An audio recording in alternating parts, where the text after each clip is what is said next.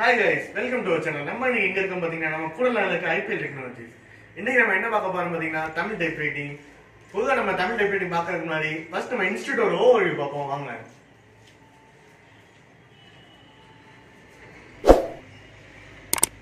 First வந்து உள்ள என்ட்ரன்ஸ்ல வந்து ஹேண்ட் சானிடைசரும் டெம்பரேச்சர் மிஷின் வச்சிருக்காங்க. எதுக்குன்னு பாத்தீங்கன்னா நம்ம இப்போ கொரோனா வந்து ரொம்ப செகண்ட் வேவ்ஸ் வந்து ரொம்ப அதிகமா இருக்கு. ஸோ வந்து சேஃப்டி ப்ரிகாஷன் மெஷர்ஸ்க்காக இது நம்ம வந்து ஃபர்ஸ்ட் என்ட்ரன்ஸ்ல வச்சிருக்கோம். உள்ள ஃபர்ஸ்ட் இது யூஸ் பண்ணிட்டு நெக்ஸ்ட் டைப் ரைட்டிங் பேப்பரையோ மிஷினை யூஸ் பண்ற மாதிரி இருக்கும். ஸோ இது வந்து நமக்கு ஒரு அட்வான்டேஜா இருக்கு.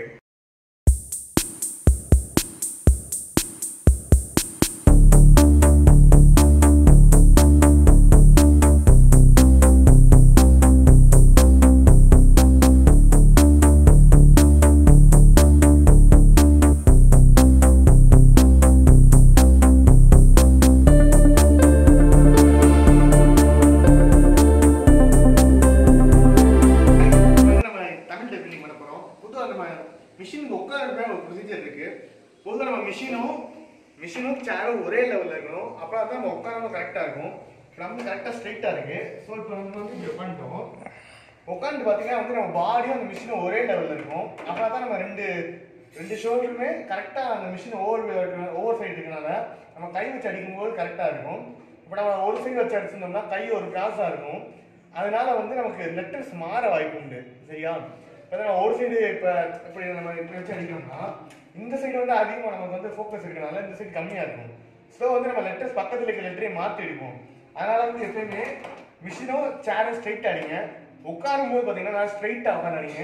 ஸ்ட்ரைட்டாக உட்காந்து அடிங்க.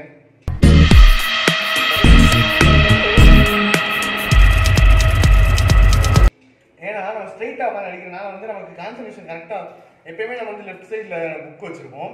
ஸோ நம்ம ஸ்ட்ரைட் அடிக்கனால நம்ம இங்கே இருக்க கான்சன்ட்ரேஷனும் இந்த ஹேண்ட் கான்சன்ட்ரேஷன் ஒரே லெவலில் இருக்கனால நம்ம மிஸ்டேக் அவாய்ட் பண்ணிடலாம்.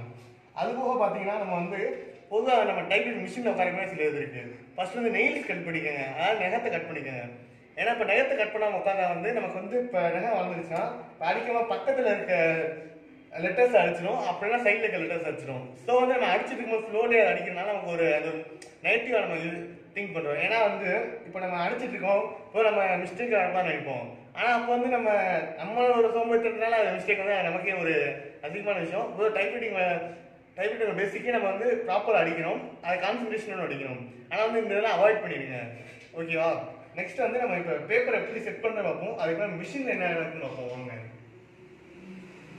ஃபர்ஸ்ட் வந்து இதான் மார்ஜின்.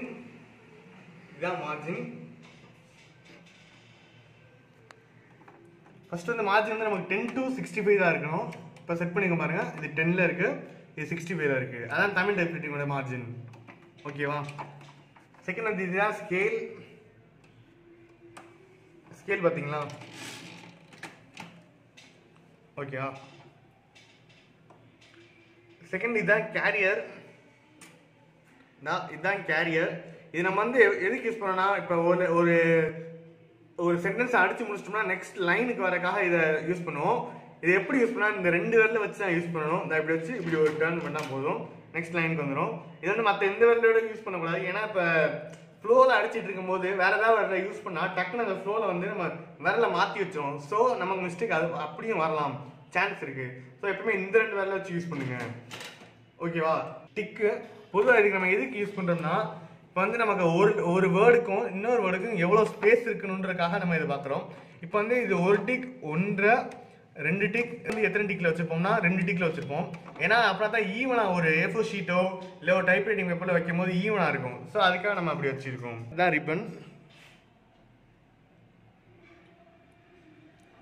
எதுக்கு யூஸ் ஆகுதுன்னா நம்ம இப்போ டைப் படிக்கும் போது இருந்தால் இந்த கீஸ்லாம் வந்து அந்த ரிப்பனில் பட்டு நம்ம பேப்பரில் படும், நம்ம வந்து பாதிலே நின்றோம். ஸோ அப்போ வந்து நம்ம இங்கே ரிப்பனும் நின்றனால நம்ம வந்து இங்கு ட்ரை ஆயிரும். ஸோ லெட்டர்ஸ் விழுகாது. ஸோ வந்து ஃபஸ்ட் நம்ம அதை செக் பண்ணிக்கிறோம். இப்போ பாருங்கள், அப்படி இருந்தால் இதை வந்து நம்ம ரைட் டர்ன் பண்ணிட்டா போதும். எந்த சைடு இருக்கோ அதுக்கு ஆப்போசிட் டர்னில் பண்ணிட்டா போதும். ஓகேவா? நெக்ஸ்ட் பேப்பர் எப்படி இன்சர்ட் பண்ணுறதுன்றதை பார்ப்போம்.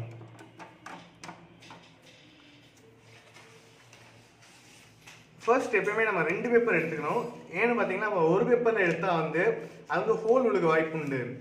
இப்போ நம்ம ஒரு பேப்பரில் அடிச்சோம்னா அது வந்து ஷார்ப் எட்ஜஸாக இருக்கும். தான் இங்கே பார்த்தீங்கன்னா வந்து இது வந்து ஷார்ப் எட்ஜஸாக இருக்கும்.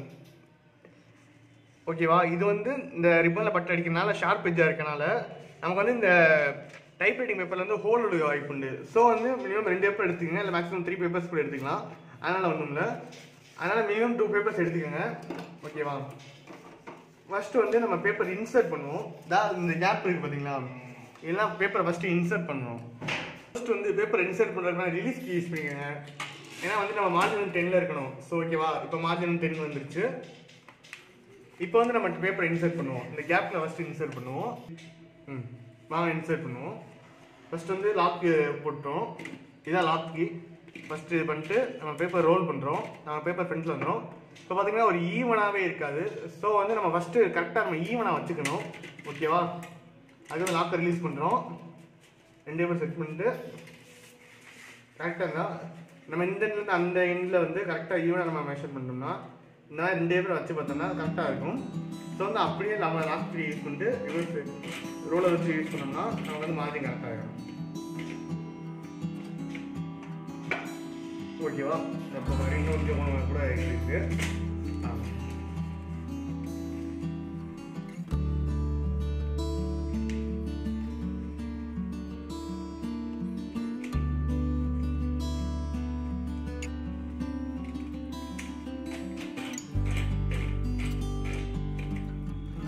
மார்ஜின் ஈவனாக இருக்குது.